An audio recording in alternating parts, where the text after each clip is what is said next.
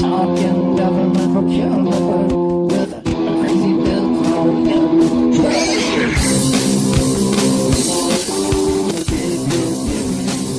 Hello, ladies and gentlemen. How's that shopping going? Have you been able to avoid the hustle and bustle? As the end of 2016 approaches, not coincidentally, our season 2 approaches an end as well. I'm Bill Culhane here in unusually frigid Austin, Texas. As a matter of fact, on the way to the studio earlier today, I cruised past a polar bear that was wearing a stocking cap, or was that a billboard? Anyway, a lot coming up in this episode. Remember this name, John Ward. On the last show, you may recall, Terry Williams, the director of PTAC down in San Antonio, she reviewed the services PTAC offers to businesses. Well, in a number of respects, John's firm, they take that assistance to other levels. And you know this, I say that with each of you knowing I'm a fan of PTAC, and PTAC provides wonderful, wonderful support to businesses, to veterans, etc. If you're doing business with the government or contemplating taking that step, you can't hear the messages on what to do, what not to do too many times, at least in my opinion. John covers that and more. Here's our sit down with John Ward. John Ward is on the Big Bid Theory hotline with us this afternoon. Later on in our visit, John is going to give more of an overview on his background, talk a little bit about his firm. I can tell you this. John has many years in the trenches. He's served as a senior government market consultant, is a highly respected resource when it comes to business to government activities, a great resource for many people. First of all, John, thanks again for joining us. And let's start here. Over the length of your career, I know this, you've witnessed kind of the good and the bad. So that being the case, what are a few key points for businesses, business owners to consider? And I'm talking about prior to even pursuing government contracts. On that note, I guess experience is kind of the best teacher. What are some of the most common mistakes you see being made out there? Yeah, absolutely. And thanks again for having me, Bill. It's a pleasure for me to be here and to talk about this today. And yeah, initially when you and I had pinged a couple of questions, you'd ask me about, some key points for success, and then kind of what are some of the common mistakes. And I said, really, it seems like in a lot of ways they go hand in hand. And sometimes people have to make those mistakes to kind of learn what those key points are. I heard someone tell me once that good judgment comes from experience, and experience comes from bad judgment. So, sometimes in life we have to make those mistakes to kind of learn where to come along.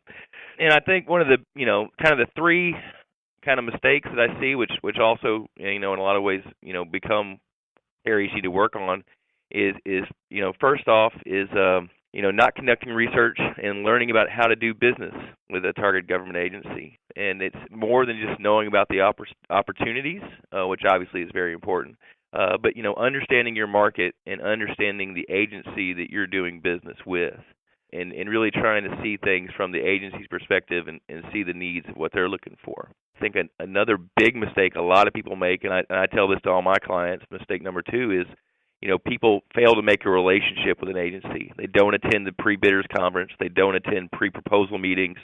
They're not doing the things that they should be doing to put themselves in front of these government contracting agencies. And a lot of these people, they just may not know about them. They may not get the information in time. Maybe they're getting their bid data kind of late in the process.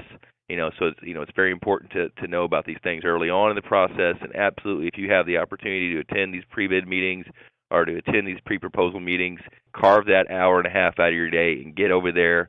And that way you can be a face, you can shake someone's hand, you can start to build that relationship, because relationships with these agencies is very important. It's going to help you.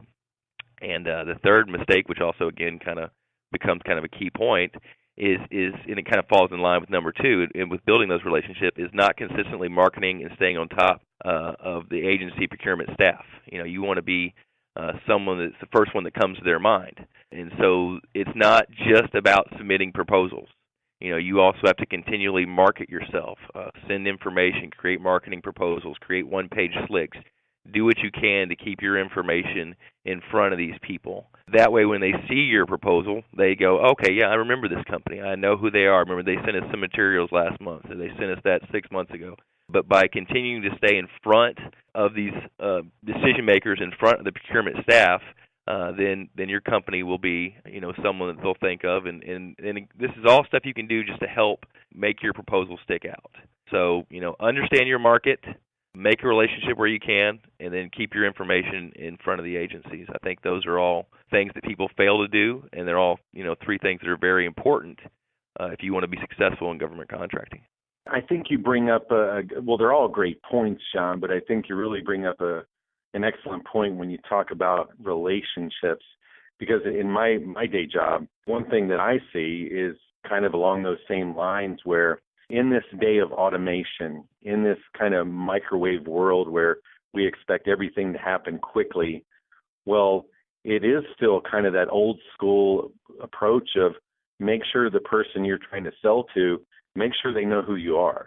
Yeah, absolutely. And there's been a lot of, there's been some changes in government contracting arena lately as far as like contact and what contact you can have with procurement officers, and a lot of agencies have these policies where like they can't accept gifts anymore, and you can't take people out to lunch anymore, and and all that stuff. I understand. Basically, they don't want someone like trying to slide someone some cash at lunch and try to get a government contract. I mean, I know that's the idea behind all of it.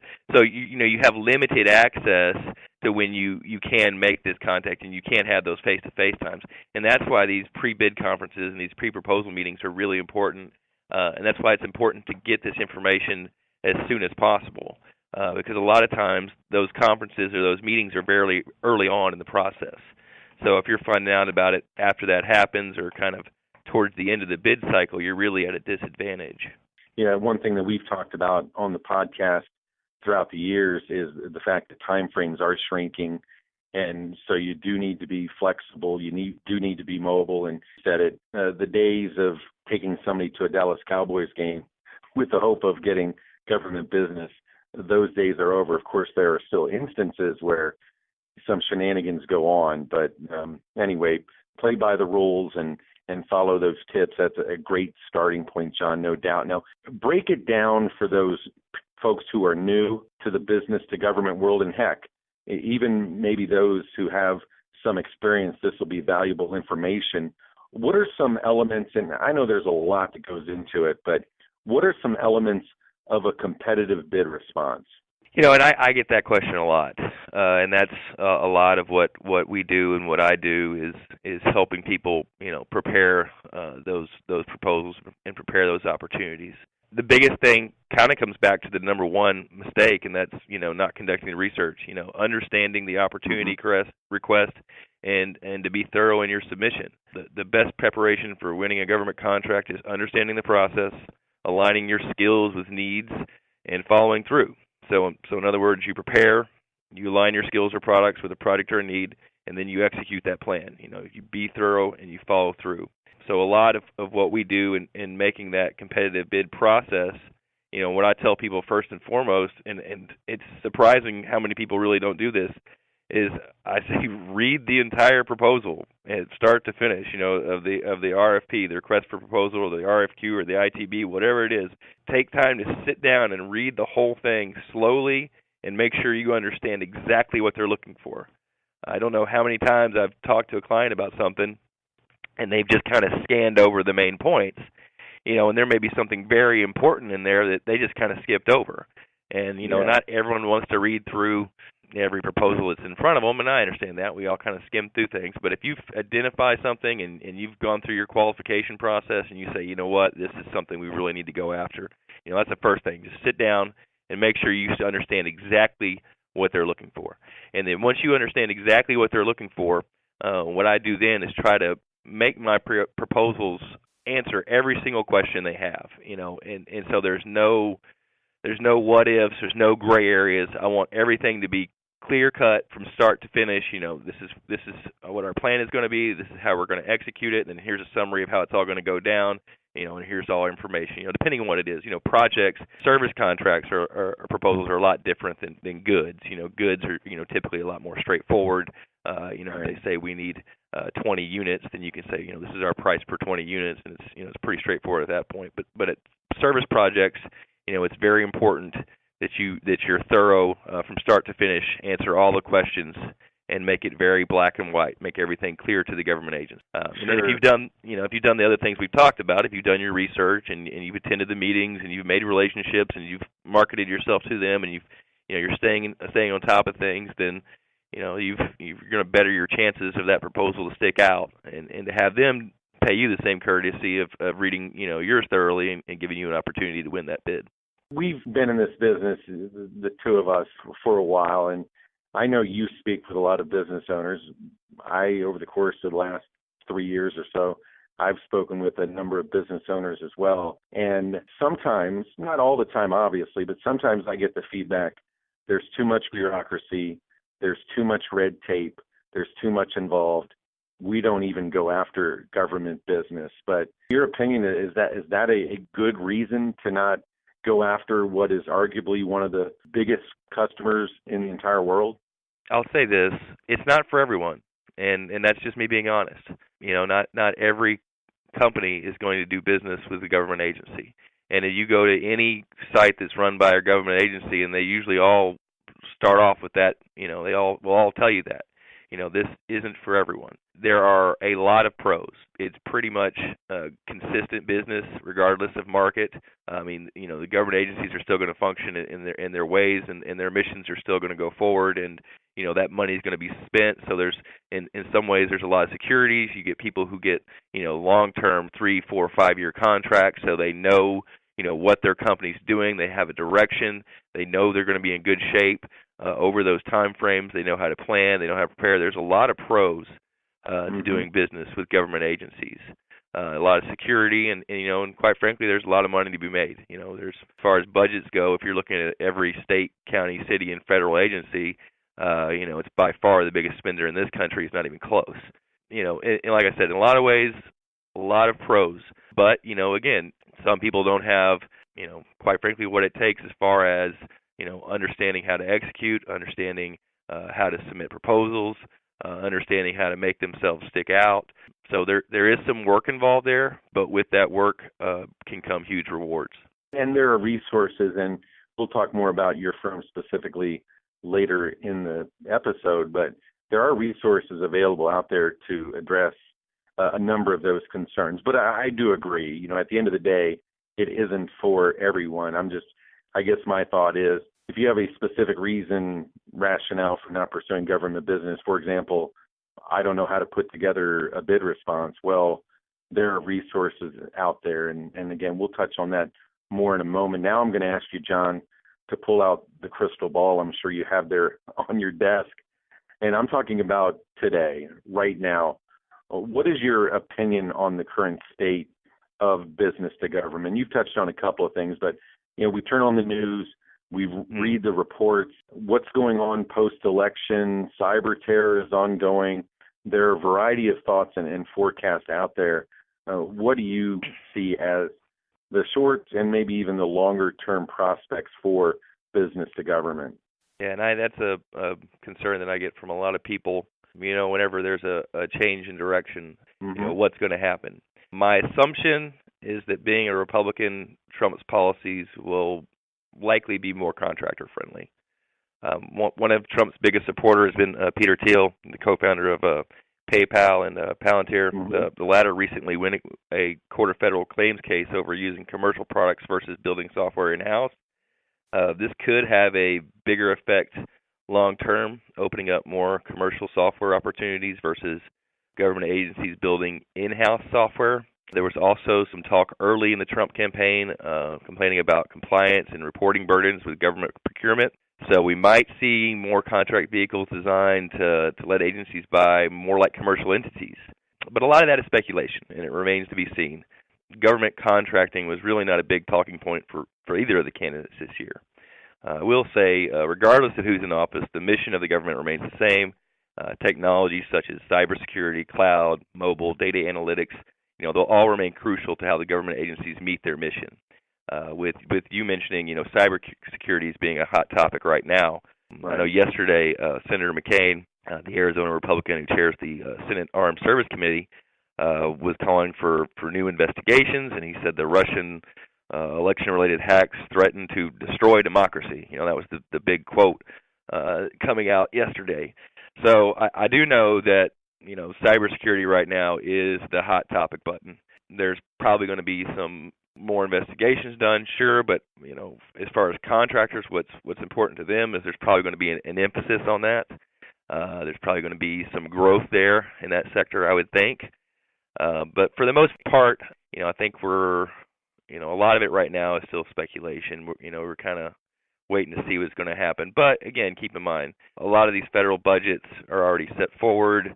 A lot of money's already been earmarked for projects. So I don't think we're going to see a huge sweeping change anywhere. You may see, some more money being channeled in certain areas than others. We may see some growth in like architecture, engineering, construction, things like that. But a lot of that is still kind of in the air right now. But I wouldn't think we're going to see huge sweeping changes anywhere, really.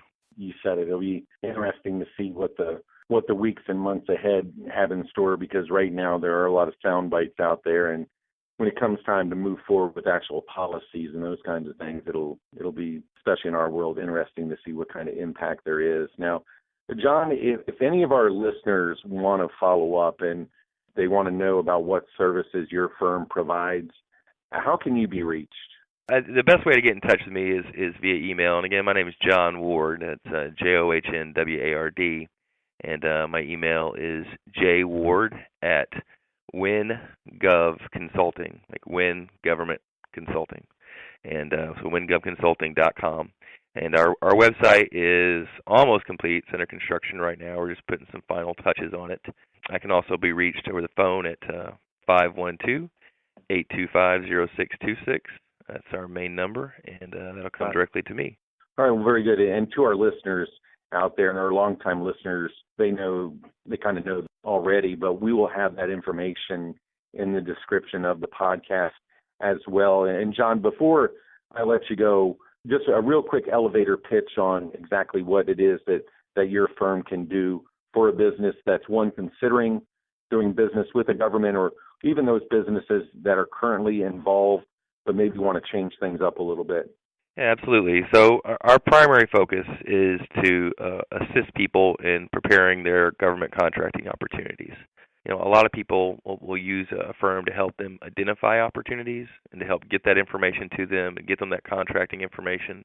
And then once they have that data, they may need some assistance in preparing their proposals. And so what we can do is, work with your team, help you write those proposals from start to finish, and make sure you understand all the points you need to hit, and just help construct you and show you how things can be laid out in order to have a winning proposal. And on top of that, we also work in helping to develop marketing materials. That's a big thing. Kind of the second point I talked about earlier is not just putting in a submission, not just submitting a proposal into an opportunity, but also marketing yourself to these government agencies. People think about marketing, think about it in the private sector, but they don't think about it in the public sector. And it's also just as important. You want to stay in front of these people, so we can help people develop marketing materials. We specialize in helping make a one-page marketing slick that can, be concise and direct and show, what you can do for an agency, something that's going to stand out and help them remember who you are. So that's something I think is really important, and I stress to a lot of my clients is having the right materials to market your company. So working on those materials is something we do. We also can do sales training to help people to learn how to sell to government agencies. It's more than just filling out paperwork. There's a lot of things involved, and we can show your team members how to be effective, and again, how to make themselves stick out from the crowd. We're not going out and gathering data as far as this is the bid you need to bid on, but what we will do is once people have some opportunities they're interested in, we can help finish the project and help them write their proposals and help them market and sell to government agencies. U.S. government's the number one customer in the world. It sounds like information worth getting. Well, John, again, we do appreciate you visiting with us on this episode And for our audience, many thanks. You have some good information you just revealed. Merry Christmas and happy holidays, and we look forward to visiting with you again down the road. Hopefully have you back on the show sometime. Thank you so much, Bill, and same to you and yours. Have a happy holidays and Merry Christmas, and I appreciate everything. Thanks again, John. And by the way, spoiler alert, you'll be hearing more from John in the Big Bid Theory's future. One more time, go to the podcast description for John's contact info. You heard John. His email is jward@wingovconsulting.com. And as John mentioned, we look forward to Win Government Consulting's website being done in the not too distant future. I mentioned earlier, season 2 of the Big Show is coming to an end. Well, it's appropriate then in this edition of Crazy Bids, down the stretch they come. The Colorado Department of Revenue Purchasing and Contracts Division has a bid out there, a bid you can win, by the way. The department is seeking bids from qualified bidders to perform professional testing procedures in blood and urine sampling for, you guessed it, racehorses. From the bid, it is the objective of the division to protect the integrity of racing, the health and safety of racing animals, and to safeguard the interest of the, wait for it, wagering public and the racing participants through the prohibition and control of all drug substances, medications, or other substances which may be administered to a racing animal. So, if you're contemplating giving Here Goes My Life Savings, racing in the 7th at a Colorado track, a little extra something, you may want to reconsider. If you provide the services that we're just talking about, you may want to consider.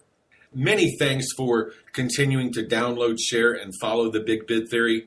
iHeart, Stitcher, iTunes, Facebook, LinkedIn. You know where we are. Please connect with us there and let's get some conversation going as a follow-up to our podcast episodes. Keep the emails coming. I'm B. Colhane at bidprime.com and Tony is T. Callis at bidprime.com. On Twitter, we're at The Big Bid Theory, at The Big Bid Theory. My Twitter account is contract_hunter. Tony is at Anthony Callis. Thanks again to John Ward. On behalf of our TBBT staff, by the way, happy birthday, or I guess for a December birthday, do you say Merry birthday? Anyway, happy birthday to Lauren. By the way, our staff, they're on their phones with their bookies right now. For Tony Callis, I'm Bill Colhane. We hope you and yours have a safe and Merry Christmas. Happy holidays, everyone. Until next time, go Gunners, Barracudas, Tigers, Bobcats, and Cubs, and we wish you all the best in growing your business. Talking government procurement with a crazy Bill called him.